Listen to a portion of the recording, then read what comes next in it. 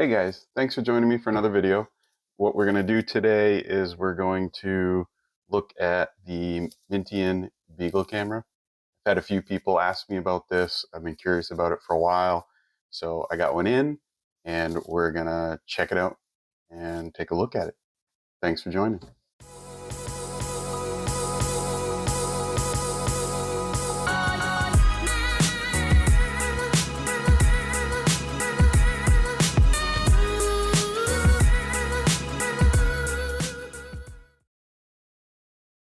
Hey guys, today we're going to be looking at the Mintion Beagle Camera. I've had this for about a month, well, 3 weeks or so. I've known about it for a while, been interested in it, been wanting to try it. And now, with Raspberry Pi still being difficult to get a hold of, OctoPrint and time-lapsing has been more difficult. So when I found out about this Beagle Cam, might as well give it a try. So what I found was that it's really easy. The setup is really easy. So what we're going to do today is kind of go through and get it set up. So this is it here, right? So looks like a little beagle, little dog, and it's great. You can remote monitor, remote control your printer, do auto time lapses. By default, it's set up to do time lapses. You actually have to disable it in order to turn that feature off. It's just it's really simple to use. It really works well. If you look here, this is the GUI that we're going to get into in a little bit. It really looks very similar to OctoLapse, or sorry, OctoPrint. And there are some drawbacks to it, but if you're just looking for something cost effective and simple to set up and easy to control and to monitor your prints remotely, this might be it. I think cost is about $80, $79.99. It seems to always be in stock. Ordered mine, got mine in about a week, very quick. So we're going to go through. It is app based, so we're going to go through and set up the app. I've already got the app downloaded on my phone. So let's go ahead and take a look at it. So it's here. It's Beagle Print, and I've already got it downloaded. We'll open it up. So this here. So what I'm going to do, I'm going to go ahead and delete this one here because this was the previous one that I had set up.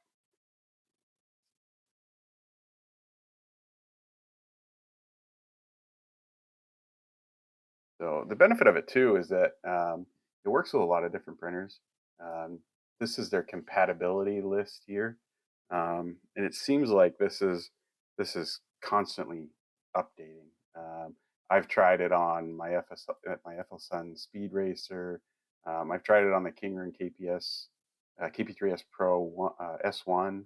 I've tried it on the Solvol SO6, the SO6 Plus.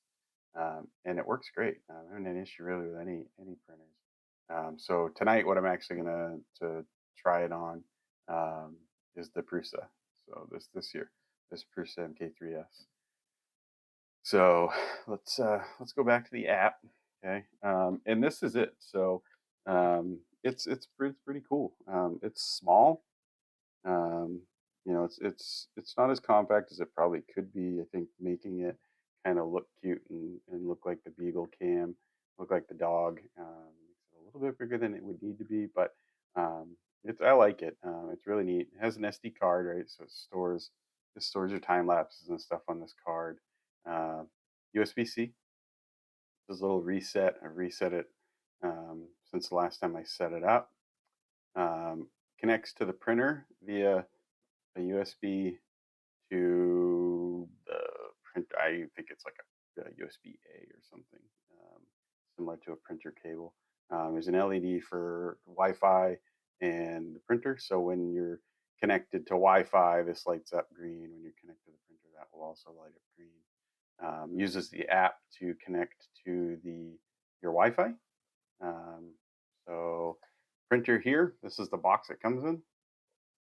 Comes with a USB-C power adapter and a USB to USB cable to connect it to your printer. So let's get this thing started up. So what I'm going to do is I'm going to kind of set it over here on the box. That way, have a good view when we run a camera on a time lapse. Get this thing plugged in. So see here, USB-C plugged in. It does have a nice function to it that it actually talks into. Camera is ready for Wi-Fi connection. Yep, as it did. Camera's ready for Wi-Fi connection. So what we're gonna do is let's come over here and we're gonna add device. So the neat little function that it has is that it just similar to like a Wise camera, it just scans this QR code here. So yep, heard that. Click yes. Click next. So this already has my Wi-Fi and my SSID in it because I had already set this up once before. It does connect 2.4, so you have to make sure that your home router is broadcasting both 2.4 and 5 gigahertz. If not, this won't connect to 5 gigahertz only. So just make sure that's the case if you have trouble with it connecting. Go ahead and click next. So I'm going to bring the Beagle Cam over here real quick. You'll hear that little sound. And we're going to click the prompt. Click next. Last time I set this up took about 10 seconds for it to connect. Connected to the Wi-Fi. Yep, tells you it is.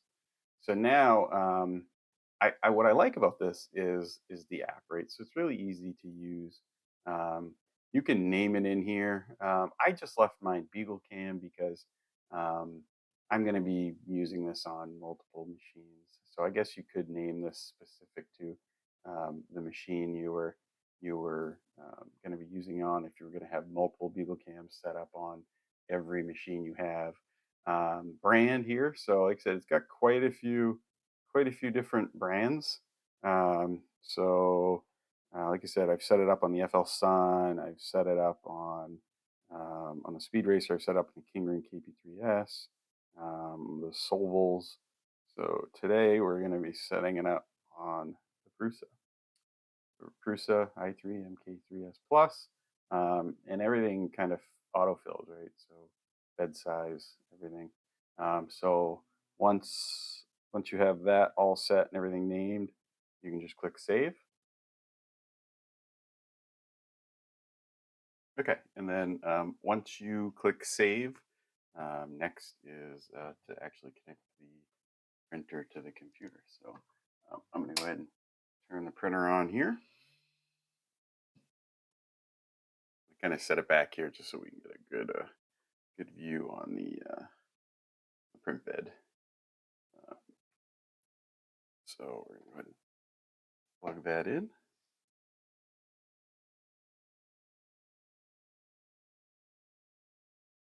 Once we plug that in, we're going to see, I'm going to show you here, we're going to see this light here. I believe it turns red. We'll do it on the app here. Let's click connect.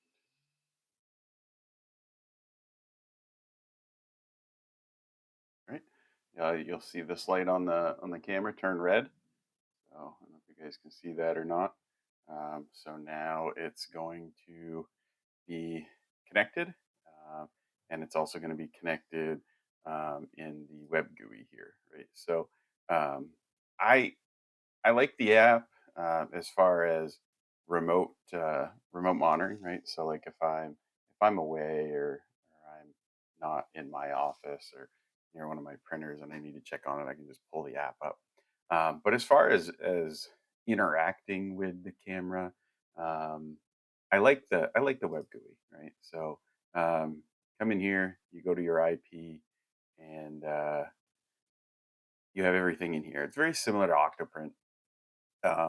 You'll see all your statistics about what you're printing. You can home your printer. You can control the Z. You can control your feed rate, your flow rate, your Z offset, your fan. You can extrude or test some things. The one drawback that I find with the Beagle Cam versus an OctoPrint is that there isn't a console here where you can just send commands to the printer. I wish that function was available. I hope that in the future they do add that. But as far as straight just controlling and monitoring your printer, it works just fine. Disable your stepper motors from here. We come in here to the temperature curve. You can monitor your temperature. Um, you can. I like that it has the preset, you know, temperatures for different filament: ABS, PLA, PETG. So I'll go ahead and set the temp right for PLA. So now it's warming, and you can see the temps in the chart here spike. We'll come into printable files. This is where you upload files. So if you slice something from Cura, you can go ahead and upload it here. Go back to status and control. Go to time lapse. So this is where your time lapse show up. I've run a few time lapse. You can get rid of them here. You can trash them or you can download them. 2D view. So once you upload an image, you get a 2D and a 3D view. So this 2D view shows you layer by layer. 3D view, obviously, what that is. G code reading shows the G code as it's printing. And then these are the settings, right? So you get a bunch of different languages, time lapse settings. I think I said it before. It's defaulted to do a clean time lapse, so it moves the head out of the way every time it takes an image. Um, you can go ahead in here and disable it if you don't need time lapses. If you're not creating content or wanting to have those videos, you can disable it. You have other options here. This one here is new. I upgraded the firmware in this after I took it out of the box, which I'll show you. It's right down in here. You just do it right from the GUI, click a button, and it upgrades. So this one's new. Apparently, they have a new UV sensor for the Beagle Cam where you can use it for resin printing. I haven't tried that yet. You can do normal time lapses and timer time lapse videos. I prefer clean time lapse. So these settings here, I find that the default settings are pretty good. For direct drive printers, um, it's the 5 millimeter, at least for the Prusa and for the King Rune direct drive. Um, this 5 millimeters is pretty good, and that's a little bit lengthy for a direct drive, where you're normally 1 or 2 millimeters for retract length. This is a little bit higher just because it's moving the print head away every time, every layer. So you'll get a lot of stringing unless you really have that retraction length dialed in. So for the Prusa and the like a King Rune, that replica Titan extruder, that direct drive, this 5 millimeter seems to work well. Now every printer you use this with, you'll have to edit that a little bit. 5 millimeters on the FL Super Racer seemed like it wasn't enough. A significant amount of stringing with that, so I'll have to play with these settings a little bit. Um, this is what we saw before, printer, right? So you can do your printer settings in here. Um, Time display off. I haven't seen this yet, so I think if you turn that on, you're probably just having a time displayed on the image itself. I haven't played with this either. So it has two different night versions or night vision, I guess. There's color night and then black and white. It's set to black and white. I haven't tried this. I haven't experimented with this a little bit. So I might play with this and run a couple time lapses and see, what the difference is between there. Password here, again, admin is the default password. I recommend everybody changing this password, once you set it up. Firmware upgrade. I just ran this when I took it out of the box. I think it was on firmware version like 1.1.8 or something like that. And there was a button in here said upgrade firmware. Clicked it and an upgrade. Took about 3 minutes, and that was pretty easy. Camera info again gives you your IP address. This is another great way in the actual app itself. If you come in, there is an option in here somewhere where you can view, probably up here in settings.